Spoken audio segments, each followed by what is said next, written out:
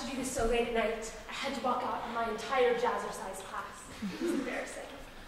Sorry, Helen. It's just there's a couple of reporters around and they've been asking questions about me, about you, and they seem like they know and they want to just expose this whole thing as a big lie. And honestly, maybe we should. I mean, I only did this because Andrew's a really good guy, and I just thought my life would be nice and quiet.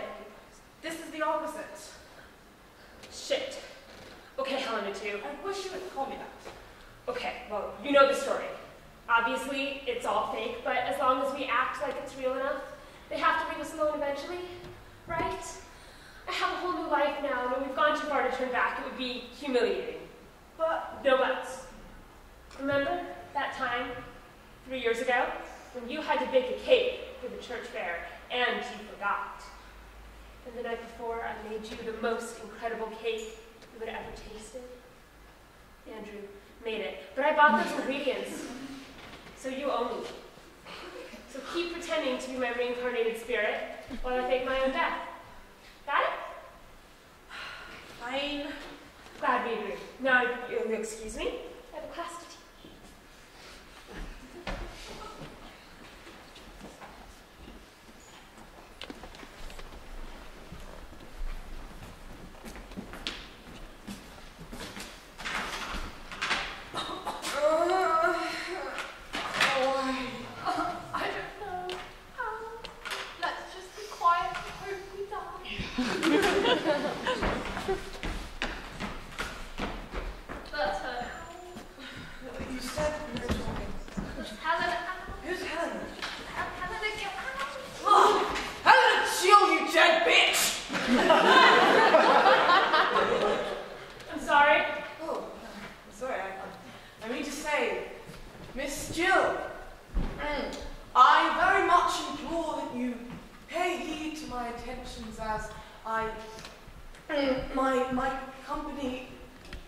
My company would require your presence. Sound professional, right? Right. I'm going to go and vomit behind that bush. You take over.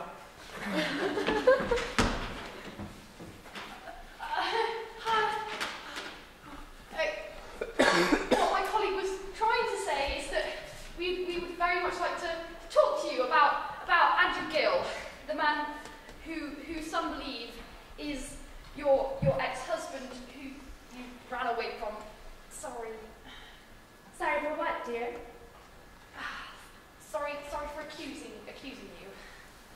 Accusing me of what, dear? Of leaving your husband, I guess. My husband, Andrew Gill, you say? Andrew Gill, yeah. Never heard of him. Well, I can understand the confusion. My name is Helen Jill.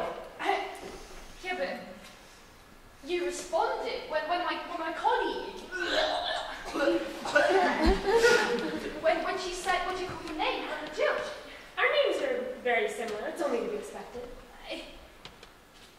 You look exactly like her. Coincidence, dear.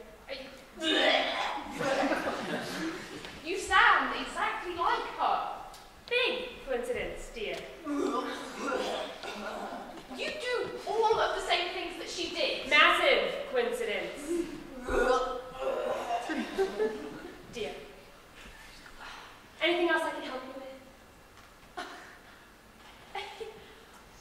Aren't you just going to admit it?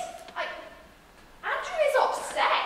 He's hiding it, but he's in a lot of pain. Look, all you need is for you to talk to him, something to explain why he's got to live this weird lie. Look, you must have loved Andrew at some point, right? I mean, even if you don't love him now, you could set his mind at rest so easily.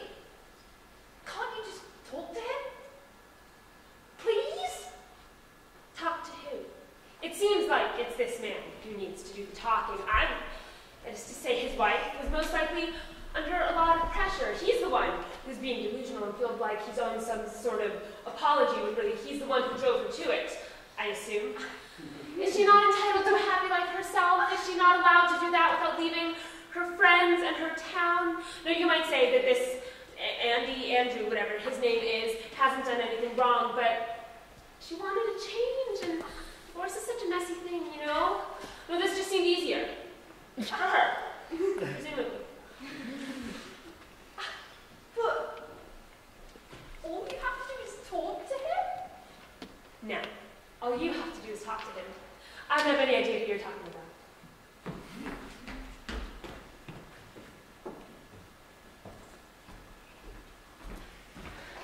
What's up?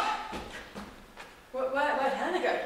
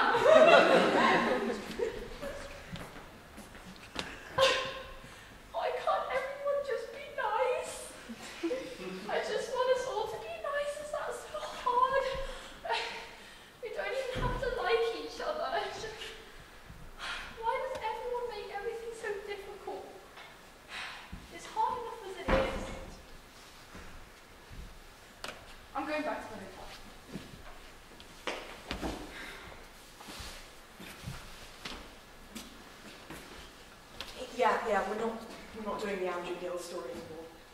No, I know, we'll make the deadline, I promise. Yeah, I knew it was a good story. This is more important, okay? What an arsehole.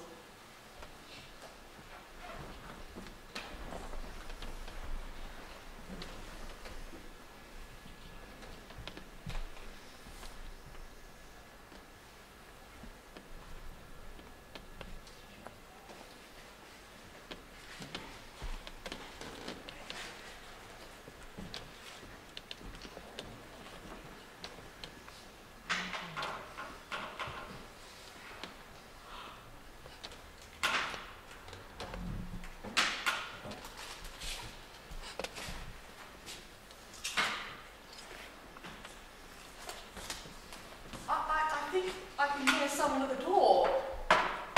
I wonder who it could be. Why don't you answer it, Hannah? Why? Probably something awful. Probably the cat doctor.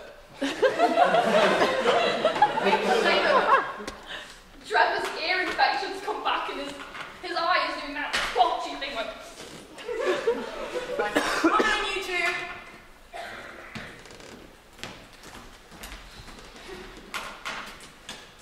We are the Scout Brothers Talking Telegram Service, and we have a message for Hannah Dorling from Elizabeth. We mean Helena Jill. Dear Hannah, sorry for being a passive-aggressive bitch yesterday at the park. We spoke to Andrew, and now he's fine. But please don't ask him about it, because he's shy and will probably deny it. Thanks very much. P.S. They're not Cold jogging trousers. Goodbye. Do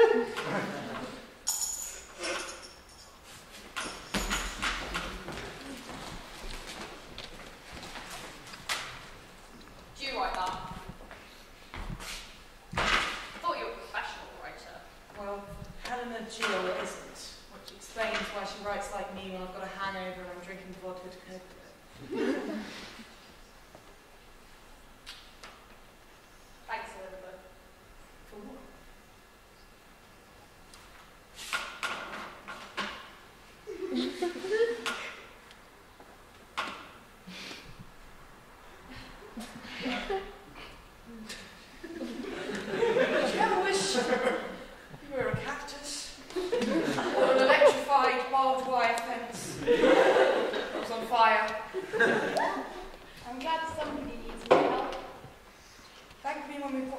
3 chapters of the book dedicated to Leslie Jones and her amazing possessed puppet.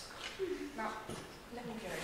Got an interview to conduct with a man who claims to worship a sentient macaroni pie. And that's how I realised that Elizabeth needed my help just as much as any of the town's residents. But it's not quite the end of the story. 1 month later, we were back in Ellenshire, interviewing another potential subject of the book.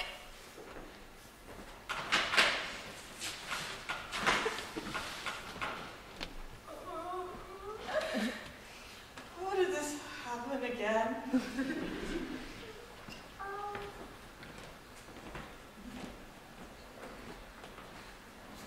Helena's! Oh, I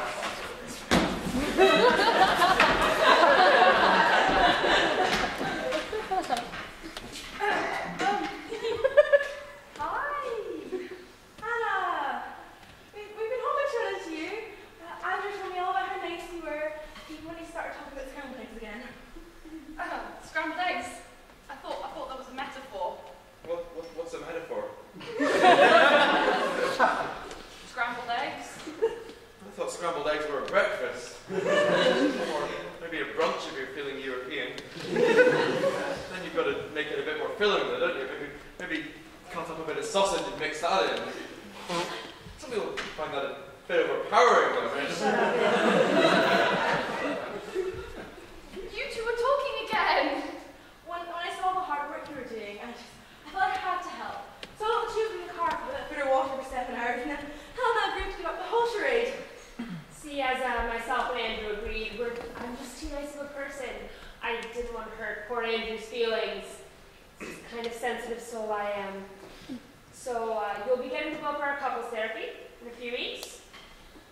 Come on, Andrew, we promise we explain this to your parents.